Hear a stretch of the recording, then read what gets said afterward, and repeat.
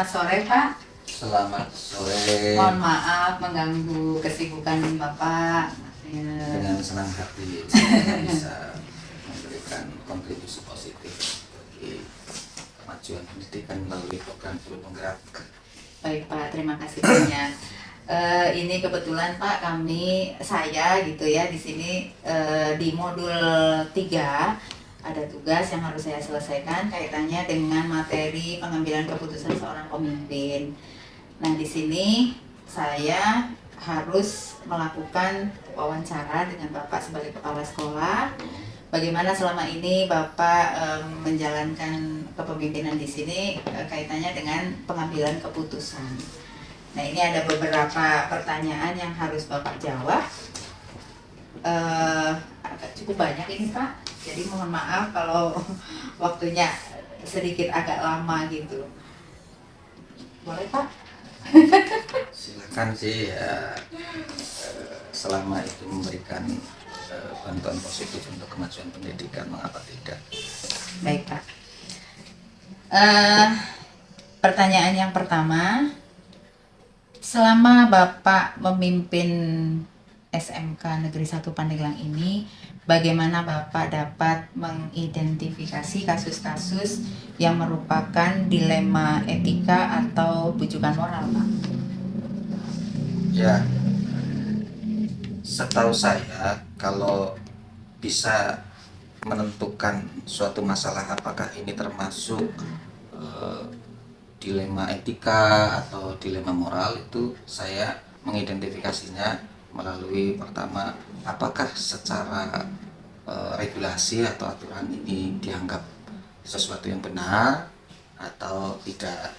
Kalau itu sesuatu yang benar dan kemudian dihubungkan dengan etika atau moral dianggap sesuatu yang baik, ini seolah-olah kalau itu dua permasalahan yang harus diambil salah satunya itu dianggap bertentangan, seolah-olah seperti itu. Berarti ini merupakan semacam dilema gitu ya, dilema baik secara etika ataupun secara moral. Baik belum tentu benar ya Pak ya? Baik belum tentu benar. Iya. Kadang-kadang benar juga belum tentu bagi orang tertentu dianggap sebuah kebaikan, belum tentu. Iya. Nah, ini disinilah ada dilema etika atau dilema moral. Itu pemahaman saya ketika mengidentifikasi sebuah permasalahan untuk mengambil sebuah kebijakan. Ya. Berikutnya Pak, selama ini bagaimana Bapak menjalankan pengambilan keputusan di sekolah Bapak ini, terutama untuk kasus-kasus di mana ada dua kepentingan yang sama-sama benar atau sama-sama mengandung nilai kebajikan, Pak? Saya pasti mendahulukan sesuatu yang secara regulatif atau aturan atau secara hukum itu dianggap benar. Jadi mendahulukan kebenaran gitu ya. Baru kemudian mempertimbangkan dari sisi etika, moral, bahkan mungkin juga perasaan gitu ya, empati yang berpengaruh terhadap pengambilan keputusan atau kebijakan itu. Nah, kalau itu sesuatu benar dan secara etika, secara moral itu dianggap baik, ya nggak ada sesuatu yang perlu dipertentangkan di situ. Ambil kebijakan. Tapi kalau kemudian sesuatu itu benar, tapi dari sisi perasaan mungkin bisa menyakiti orang lain, atau mungkin bisa jadi dari sisi etika kurang etis, gitu ya. Itu perlu ada pertimbangan-pertimbangan khusus bagaimana saya bisa mengambil keputusan, mengambil sisi yang paling ya benar dan paling baik atau paling etis atau bisa dianggap atau diterima oleh ya mungkin masyarakat, khususnya masyarakat SMK 1 Pandeglang. Tetap menomorsatukan regulasinya dulu ya Pak ya? Kebenaran yang paling ya. utama. Baik, yang ketiga Pak, langkah-langkah atau prosedur seperti apa yang biasa Bapak lakukan selama ini dalam Pertama mengambil yang keputusan? mengidentifikasi dulu, mengidentifikasi kasus ini. dari sisi benar salah ya, benar Ya. salah secara regulatif, hukum positif, tentukan dulu ini benar atau salah. Nah, kalau kasus ini sudah bertentangan dengan regulasi, aturan, hukum, misalnya bertentangan dengan ideologi Pancasila, sudah nggak usah ditawar-tawar lagi, nggak usah perlu didiskusikan. Itu perlu sudah diambil keputusan tidak, atau diambil keputusan iya ketika itu memang sesuai dengan aturan dan sangat penting atau perlu untuk diambil sebuah kebijakan. Yang kedua, baru naik. Kalau sudah benar tetapi dari sisi etika atau moral ternyata kurang bisa diterima oleh masyarakat, oleh penerima kebijakan, nah itu menjadi pertimbangan yang kedua. Mana kira-kira yang paling baik menurut sekolah, bisa diterima oleh guru, bisa diterima oleh siswa, oleh TU atau masyarakat, yang ini misalnya komite sekolah. Itu menjadi pertimbangan yang kedua. Kalau secara aturan sudah benar, secara etika, secara moral bisa diterima, nah ini sudah menjadi pemberat untuk pengambilan sebuah keputusan. Kemudian yang ketiga, baru memilih, gitu ya, memilih. Kalau memang ada 2 atau 3 atau lebih gitu ya, mana yang paling benar secara regulatif, secara aturan, secara hukum, dan mana yang paling baik, yang paling maslahat. Nah, ini yang diambil, keputusan ini yang akan diambil oleh sekolah. Yang saya lebih baik gitu ya. oleh kepala sekolah yang kemudian diputuskan gitu ya. Secara aturan benar, secara etika dan moral itu paling maslahat, paling baik gitu ya. Ini yang segera diambil keputusan. Bukan yang nomor 2, nomor 3, nomor 4 dan sebagainya. Gitu. Baik Pak. Berikutnya, hal apa saja yang selama ini Bapak anggap efektif dalam pengambilan keputusan pada kasus-kasus dilema etika? Ya, karena itu berhubungan dengan etika moral yang kadang berbeda-beda antara satu pemahaman orang dengan orang lain gitu ya. Yang pertama yang paling diutamakan, hal yang paling efektif menurut saya adalah pahami aturan, pahami regulasi. Secara hukum harus paham betul ini benar atau salah gitu ya. Itu yang paling utama. Kemudian harus bisa menganalisis dari sisi manfaat atau mudaratnya gitu ya. Ini maslahat atau tidak gitu. Kalau ini maslahat, tadi aturannya sudah sesuai, dan maslahat ini yang akan menjadi pertimbangan. Kemudian jangan lupa menurut saya adalah diskusi. Dengan berbagai pihak, musyawarah, minta pendapat dan sebagainya gitu ya. Nah, baru ya tadi secara rutan mengambil keputusan yang paling baik tapi juga sesuai dengan aturan, baik dan benar. Itu saya kira hal-hal yang kemudian sangat mendorong kita bisa mengambil keputusan dengan baik.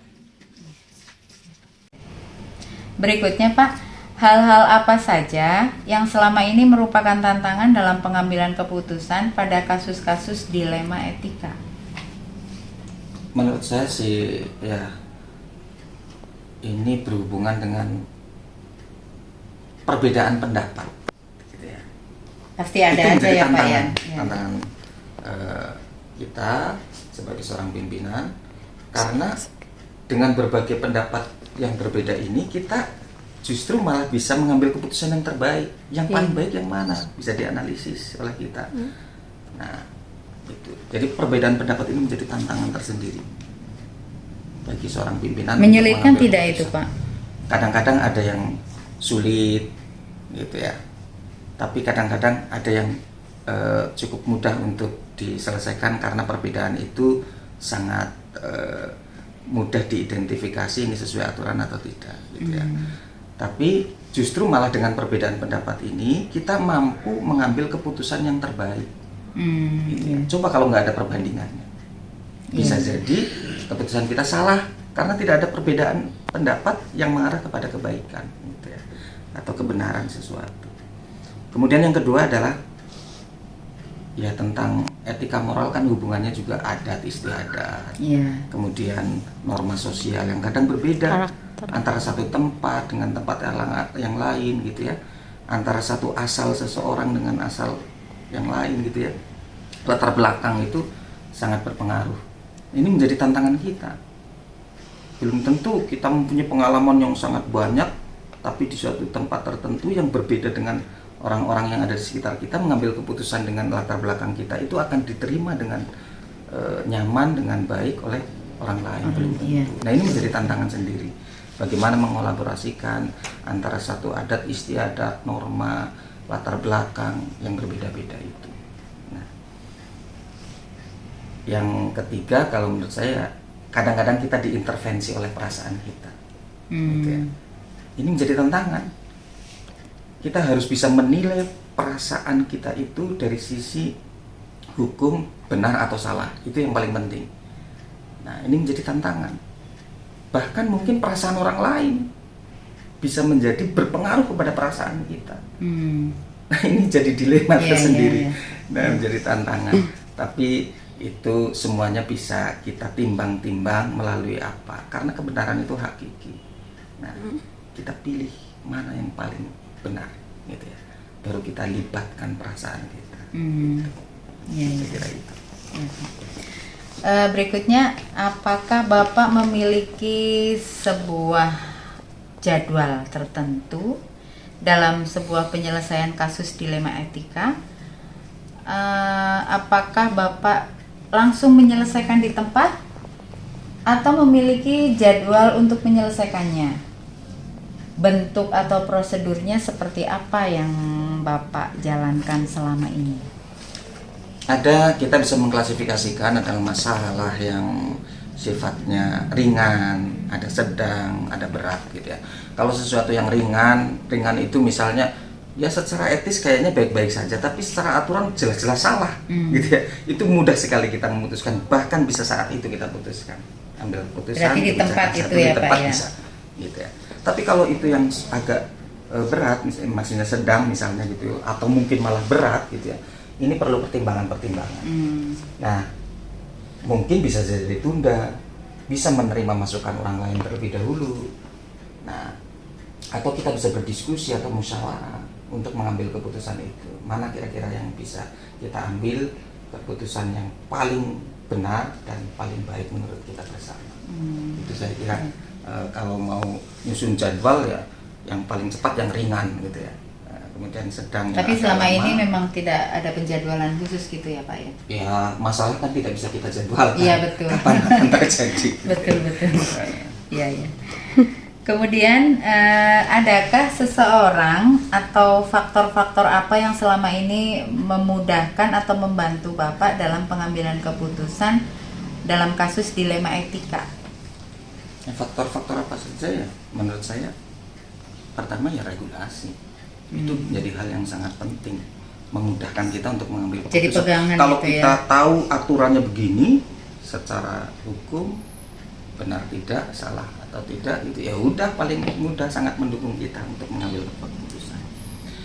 Kemudian juga hukum agama, moral, adat istiadat itu juga menjadi pertimbangan kita.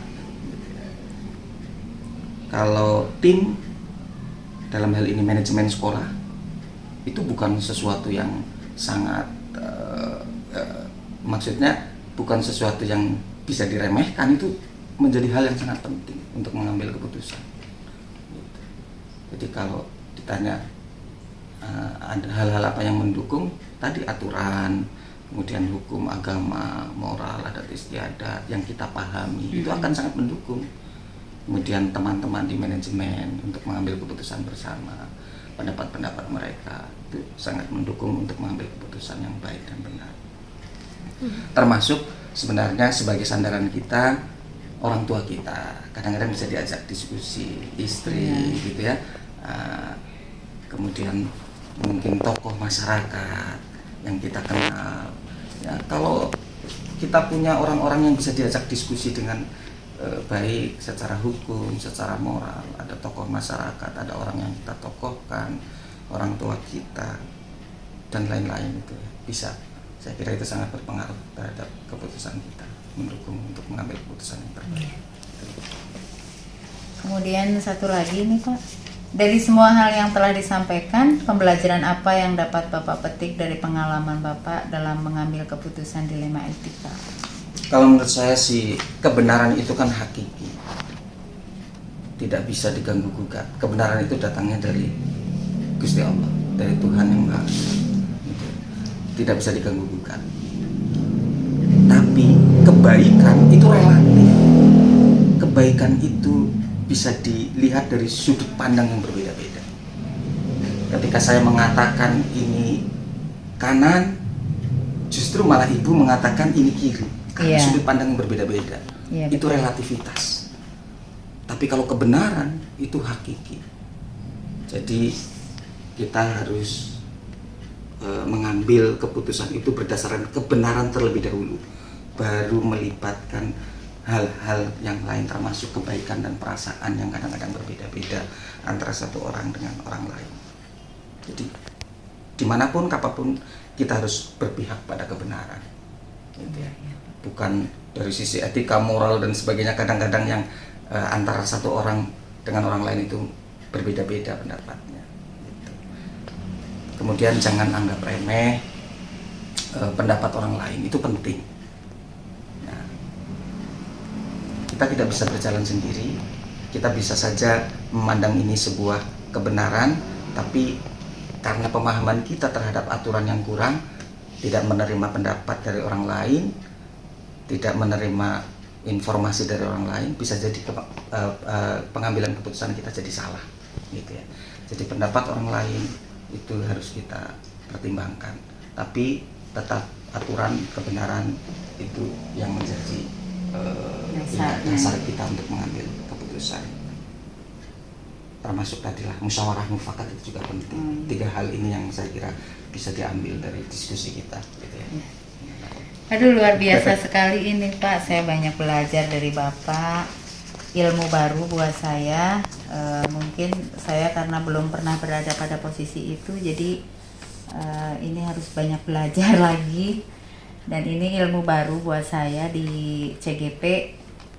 Yang jelas saya bisa ngobrol langsung dengan Bapak yang sudah langsung menghadapi di dunia nyata gitu.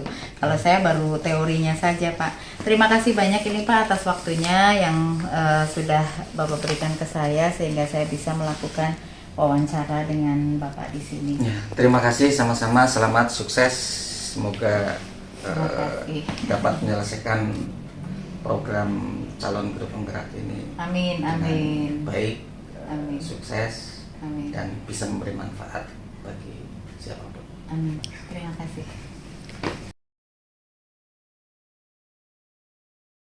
Assalamualaikum warahmatullahi wabarakatuh. Maaf nih Pak Nandi mengganggu. Saya kebetulan dari CGP Angkatan ke-6. Ada kegiatan, ada tugas yang harus saya selesaikan kaitannya dengan materi pengambilan keputusan. Saya ingin tahu Bapak yang kebetulan sudah terlebih dahulu menjadi kepala sekolah gitu. Saya harus banyak belajar dari Bapak bagaimana selama ini ketika menjadi pemimpin di salah satu sekolah tentunya sering harus mengambil suatu keputusan. Nah, ini pembelajaran buat saya bagaimana Bapak selama ini dalam mengambil keputusan. Mudah-mudahan Bapak ada waktu untuk saya, Pak. Siap, bisa buat Ibu. Terima kasih, Pak. Beberapa pertanyaan yang ingin saya sampaikan ke Bapak antara lain yang pertama ini, Pak. Selama ini Bapak memimpin di SMK Dharma Nusantara. Bagaimana Bapak dapat mengidentifikasi kasus-kasus yang merupakan dilema etika atau bujukan moral, Pak? Ya, memang sering terjadi ada permasalahan ya terkait dengan dilema etika ya dan bujukan moral. Mungkin saja sering terjadi di sekolah. Satu hal yang saya lakukan yang pertama itu kita identifikasi permasalahan-permasalahan yang timbul. Kedua, saya biasanya langsung menyerap ke orang-orang atau rekan-rekan yang memang pada waktu itu menjadi objeknya. Jadi saya langsung ajak ngobrol. Jadi diajak berkomunikasi ya Pak ya? Komunikasi secara langsung, face to face gitu ya. Supaya saya bisa menyerap secara langsung. Betul. Apa keinginan beliau, maksud beliau, tujuannya. Jadi dua pihak itu saya ambil, tetapi di waktu yang berbeda. Tidak berbarengan Tidak seperti berbarengan. itu. Sehingga saya bisa menyerap dari kedua pihak. Itu sebagai bahan buat saya nanti untuk menentukan arah kebijakan saya. Tentunya memang suka aja dua-duanya benar gitu ya. Tetapi saya yakin dari kedua kebenaran itu ada hal-hal kekurangannya juga gitu ya. Masih dari dua sisi itu ada sisi kekurangannya. Maka nanti akan diidentifikasi mana yang lebih baik atau sisi kekurangannya lebih sedikit. Maka barangkali itu akan menjadi keputusan saya untuk diambil keputusan buat saya. Barangkali begitu Pak. Iya Pak. Bagus sekali itu Pak. Jadi dicari mana yang efek ya katakanlah yang lebih merugikan lebih sedikit ya seperti itu. Yang kedua Pak, selama ini bagaimana Bapak menjalankan pengambilan keputusan di sekolah, terutama untuk kasus-kasus di mana ada dua kepentingan yang sama-sama benar atau sama-sama mengandung nilai kebajikan Pak.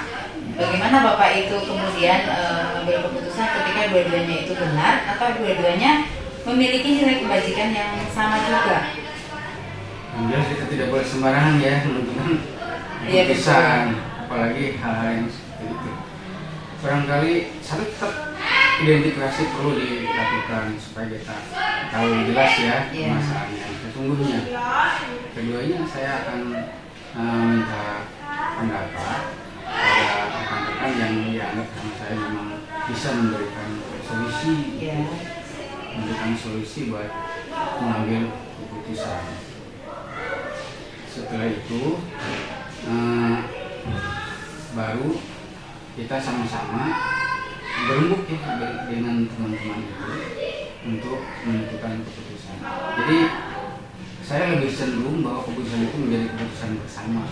Oh iya, bagus sekali itu Pak. Jadi tidak hanya karena saya saja sebagai pemimpin, saya berjalan sendiri gitu ya Pak ya? Jadi prosesnya dilakukan bersama, hanya nanti memang penyampaian oleh saya. Oh iya, baik. Yang ketiga Pak, langkah-langkah atau prosedur seperti apa yang biasa Bapak lakukan selama ini dalam pengambilan keputusan? Dalam pengambilan keputusan, ya ini tadi Bu, setelah hasil musyawarah itu biasanya saya akan memanggil semua ya warga sekolah. Saya akan berikan dulu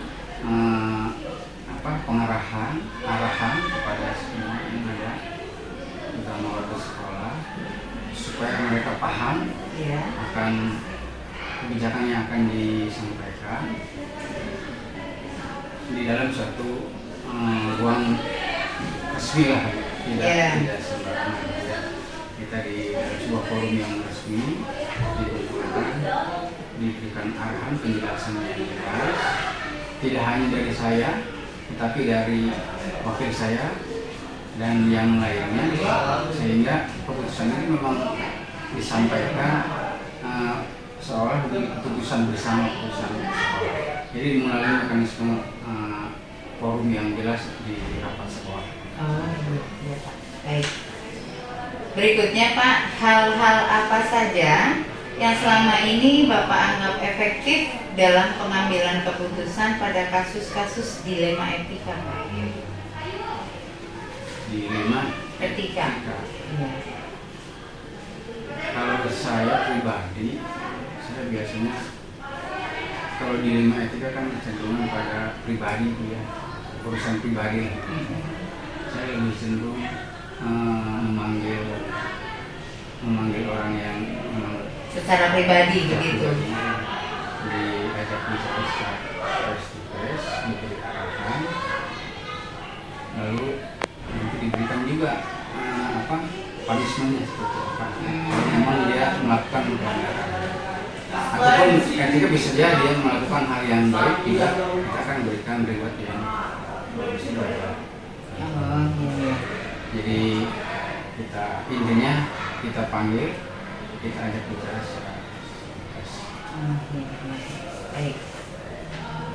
Kemudian berikutnya Pak, hal-hal apa saja yang selama ini merupakan tantangan bagi Bapak sebagai pemimpin di sekolah ini dalam mengambil keputusan pada kasus-kasus dilema etika, Pak? Ini nih yang sering terjadi. Kita sering mengeluarkan kebijakan, tapi ada saja barangkali yang tidak sejalan. Nah, tidak sejalan dengan apa yang dikeluarkan ya, kebijakan yang dikeluarkan oleh. Nah, ini saya lakukan pernah ya, kita pernah terjadilah hal seperti itu. Biasanya saya melakukan pendekatan. Pertama pendekatannya kita secara tidak resmi di forum, gitu ya. Kita ngobrol bareng, katakanlah di tempat kopi lah gitu ya, di ruang kopi kita supaya agak santai gitu. Santai, maksudnya untuk menyerap gitu ya. Iya. Menyerap apa sih sebetulnya kayak gini. Lalu saya juga akan ngobrol secara resmi dengan kedinasan, lah dipanggil secara resmi. Sama aja untuk mengambil keputusan juga, untuk menyerap keinginan dari seseorang itu ya. Yang ketiganya baru kita akan dengan cara berbarengan dengan wakil-wakil saya untuk kita memberikan keputusan yang baik. Jadi tetap ya Pak, Bapak tidak sendiri, tetap harus bekerja sama dengan Wakasek dalam hal ini yang membantu Bapak untuk mengambil keputusan gitu ya Pak ya. Berikutnya ini Pak, apakah Bapak memiliki sebuah jadwal tertentu dalam sebuah penyelesaian kasus dilema etika? Apakah Bapak langsung menyelesaikan di tempat atau memiliki sebuah jadwal untuk menyelesaikannya? Bentuk atau prosedur seperti apa yang Bapak jalankan? Kalau jadwal yang baku gitu ya untuk sebuah permasalahan, saya kira tidak ada jadwal yang hanya ketika ada permasalahan tentunya tidak langsung kita ambil keputusan. Kita akan cari informasi dulu, identifikasi dulu permasalahan yang ada, nanti baru setelah kondisinya memungkinkan baru kita akan mengambil keputusan. Jadi tidak ada jadwal khusus ya Pak ya? Tidak. Ya. Itu sesuai dengan situasi dan kondisi saja mungkin ya. Iya. Artinya tidak pada waktu itu kita mengambil keputusan. Iya. Harus pertimbangan dulu, pelajari dulu gitu. Betul, pertimbangannya harus matang ya Pak ya. Kemudian adakah seseorang atau faktor-faktor apa yang selama ini mempermudah atau membantu Bapak dalam pengambilan keputusan khususnya untuk kasus-kasus dilema etika itu Pak? Ya itu tadi yang faktor pertama rekan-rekan sejak awal, pertama yang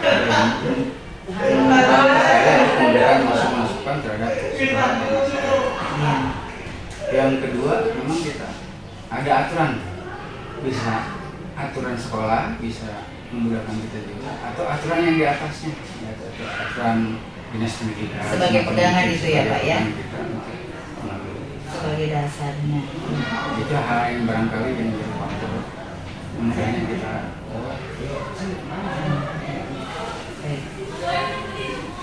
Satu lagi ini Pak, maaf pertanyaannya cukup banyak ini Pak. Tidak apa-apa. Dari semua hal yang telah saya sampaikan tadi, pembelajaran apa yang dapat Bapak petik dari pengalaman Bapak dalam mengambil keputusan khususnya dilema etika ini Pak? Yang penting pelajaran yang saya bisa ambil itu dalam mengambil keputusan yaitu pertama, kita tidak boleh tergesa-gesa dalam mengambil keputusan. Yang kedua, kita harus senantiasa dalam mengambil keputusan itu pertama harus mengambil pertimbangan atau masukan dari rekan-rekan kita.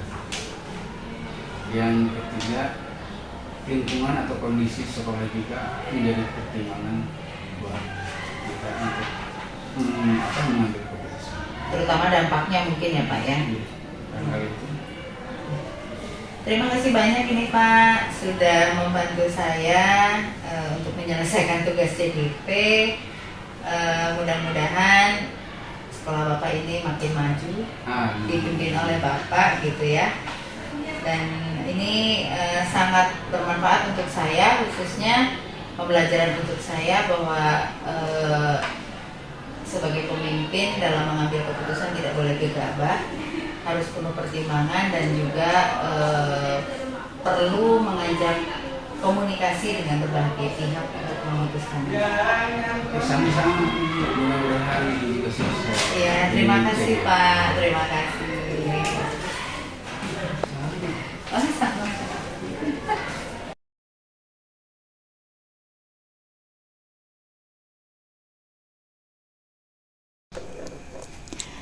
Berdasarkan hasil wawancara yang dilakukan oleh para pemimpin yang saya wawancarai dalam pengambilan keputusan itu antara lain, yang pertama, mengidentifikasi permasalahan dan mengambil keputusan dengan berdiskusi bersama warga sekolah, stakeholder, ataupun wali murid. Kemudian meminimalisir dampak negatif ketika sebuah keputusan diambil. Kemudian yang ketiga, pengambilan keputusan dilakukan secara objektif dan berkeadilan.